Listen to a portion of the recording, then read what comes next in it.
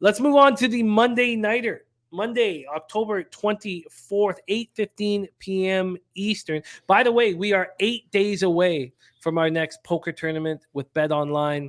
We are 8 days away, and we're going to have a real buy-in this time. $25. $25. We did the free roll last time. This time we're going to go $25. Bet Online going to add 10 tickets as well. $109 tickets to their $250,000 guarantee that is on the following Sunday. Let's talk about the Monday Nighter here. Chicago Bears. Another highlight opportunity for this football team. Jeez. 2-4, 0-3 on the road at the Patriots, 3-3, 1-1 at home. Gillette Stadium, Foxboro, Massachusetts. 56 Fahrenheit showers, 4 miles per hour. Let's start with the line history here for the Monday Nighter. We have the Pats opening up -7 at -105 at Pinnacle. They're now -7.5 at -114. From a totals perspective, it opened up at 38.5 and is now at 39.5. See the cash flow here for the Monday Nighter. 5,510 tickets in, 79% of the tickets, 80% of the cash on the Patriots. Then you have 50% of the tickets and 89% of the cash on the under, yet it's gone up a point. The Bears average 15.5 points per game. Only the Broncos are worse. They average 122.8 passing yards per game. That is by far the worst. They're on extra rest and prep after their ugly 12-7 home loss on Thursday night. Justin Fields, 14-27 for 190 yards, 1 touchdown, 1 interception. He missed a few wide open receivers in very important situations. The Komet spot was just horrific to watch. He also ran 12 times for 88 yards. The Bears ran 37 times for 238 yards. Khalil Herbert ran 7 times for 75 yards. Montgomery ran 15 times for 67 yards. Dante Pettis caught 4 for 84 and a touchdown. Mooney caught 7 for 68.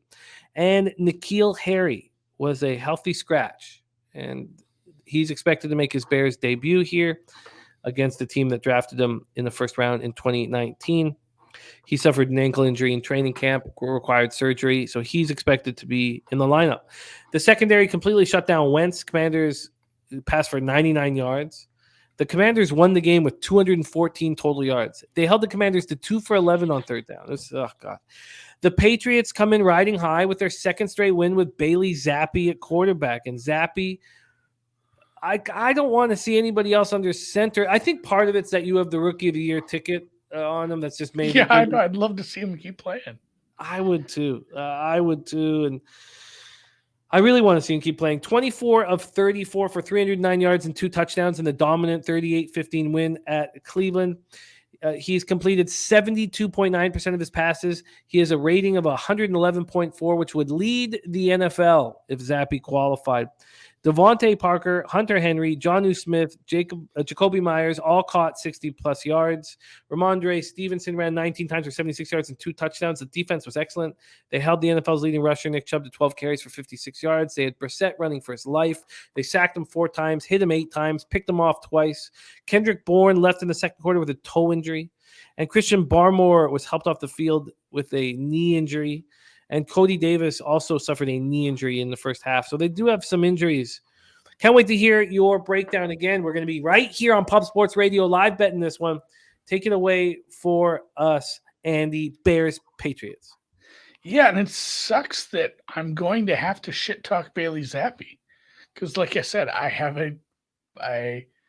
don't want to see Breece Hall win because all my other tickets are on wide receivers, essentially. I need a wide receiver to have a big year or Bailey Zappi to go. So I'd love to see him continue to start. I think hopefully that's the case. We'll I guess time will tell. Bill Belichick's a tough nut to crack on getting information out.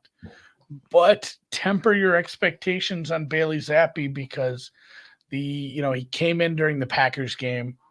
That Packers defense is obviously a lot rougher than we thought. And they lost that game, but they pushed the Packers to overtime in a game where he had to step in cold. And then 29 against the Lions. But again, I don't know where you have the Lions defense and even just your mental rankings. It's not terribly high. This defense is super beatable. Teams have put shitloads of points up on the Lions. So a home game against the Lions scoring 29 is impressive, but again, it's not crazily impressive. And then, like we talked about, the Browns are quietly becoming one of the worst defenses in the league. So Zappy's done it against some bad defenses. Now, that said, we are not facing, the Philadelphia Eagles this week. It might just continue because the Bears are a bottom 5 defense too. This is a very beautiful defense. So it just kind of continues. And maybe if there's a case for Zappy to continue to have the reins of this team, it's just kind of dumb luck of the schedule getting to face 4 very beatable defenses in a row for him. Because I think he can absolutely continue to make hay against a Bears defense. And it's a bad defense. It's the worst offense that's not from Carolina. And actually, no, I have Carolina ranked worse as a team, but the Bears offense is slightly better than Carolina, which is something. But still, it's a bottom 5 defense, a bottom 5 offense. And it's a team we saw almost, what would they put up, 7?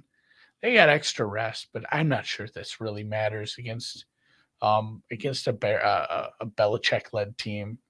Like it's enough extra time for Belichick to scheme. Like a Belichick scheme versus a bottom 5 offense, a bottom 5 defense. This is why they're an 8.5 point favorite. I found an 8. I'm pretty happy to have that in the teaser. But this Bears defense is out of all those defense I've listed, probably the best out of any of them. And I still have them as a bottom 5 defense. So do what you want with this one, but I think this total is actually kind of low. Hopefully Mac doesn't come back.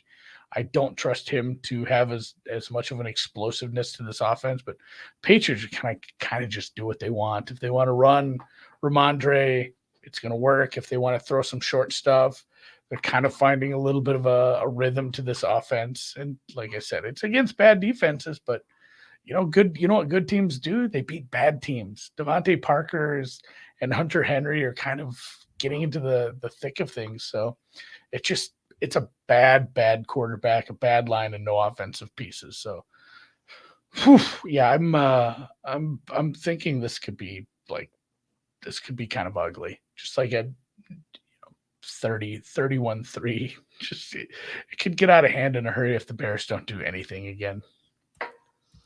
Now, would you have any more nerves if they decide Mac Jones is the starter? I'm gonna be pretty pissed about that. I still think they win the game. I'm not worried about the teaser. I would be much less, I'd be more hesitant on Patriots covering, Patriots over, Patriots team total over. So it's still just Belichick against a horrible quarterback. Like he's going to be able to scheme Justin Fields into his damn grave here. So what you got your teaser is Dolphins -1, Pats -2? Yep. Andy's teaser, Dolphins -1, Patriots -2. And Mac Beavers brings up a good point. Belichick historically has had some problems against running quarterbacks, but I think you can just focus in on that. Like say, all right, we'll put a spy out. We'll keep extra linebackers up. We'll bring our safety up. If you want to beat us over the top with the receivers you have, give it a try. Give it a goddamn try, Justin. See what happens. So there could be some turnovers. We can have some short fields for New England. I think it's New England one-way traffic. This could be another bad primetime game where it's just like, it's 24-3 at halftime and nobody wants to watch the second half again. Yeah, if Zappy's in, I think I might have to wait. I think I might have to wait just to ensure that Zappy's in and then move on. But I'm with you, and we'll be betting this live on the Monday night.